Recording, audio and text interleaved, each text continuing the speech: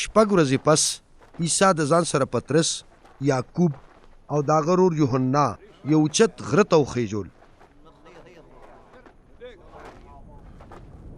او د هغې په وړاندې د هغه شکل بدل کړی شو او د هغه مخ لکه د انورو ځلېده او د هغه جامې لکه د رڼا سپینې شوې.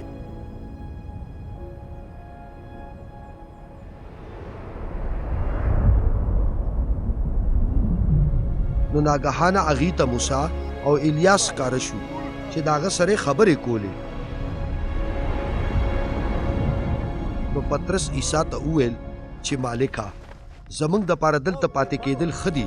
که ته غواړې نو زه به دلته 3 جونګړې، یوه ستا دپاره، یوه موسی دپاره او یوه الیاس دپاره جوړه کړم. هغه لا دا خبرې کولې چې ناګهانه یو پړکېدونکې وریځ راخوره شوه او په هغې یې سوری وکړ او د وریځې نه اواز وفرمایل، دا زما محبوب زوی دی، د چا نه چې زه راضي یم د هغه خبرې واورئ. د دې اواز په اورېدو مریدان د یرې نه پړ مخې پرېوتل. خو بیا عیسی هغې له ورغلو، په هغې یې لاس ولګولو او ورته یې وفرمایل، پاسئ، مه یریږئ. او کله چې هغې بره نظر واچولو نو څوک یې مونه لیدل، خو صرف عیسی د هغې سره ولاړو. نو کله چې هغې د غره نه راکوزېدل نو عیسی هغې ته حکم ورکړ چې د دې رویا په هکله تر هغې چاته څه مه وایئ، تر څو چې ابن آدم د مړو نه بیا ژوندی پورته کړی شوی نه. نو مریدانو د هغه نه تپوس وکړو چې بیا زموږ د شرع عالمان داسې ولې وایي چې الیاس به ضرور لومبی راځي.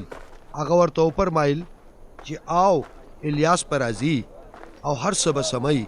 خو زه تاسو ته وایم چې الیاس خو راغلی دی، خو هغې نه دی پیژندلی، او څه چې دوی غوښتل ورسره یې وکړل، او دغه شان به ابن آدم هم د هغې د لاسه ودردېږي.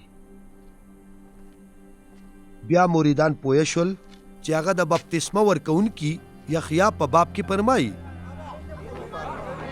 کله چې هغې خلکو ته واپس رالل نو یو سړی عیسی له راغی، د هغه په وړاندې په ګوډو شو او ویې ویل، مالکه، زما په زوی رحم وکړه، په هغه میرګي راځي او ډېرې زوروي، کله په اور او کله په اوبو کې غورځوي. ما هغه ستا مریدانو له راوسته خو هغې روغ نه کړی شو.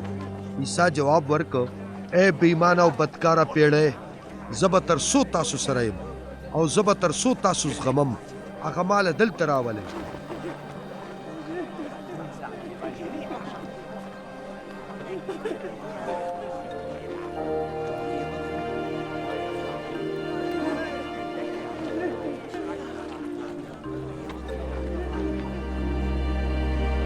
بیا عیسی هغه پیرې ورټلو نو هغه یې پرېښودو او سمدستي هغه هلک روغ شو.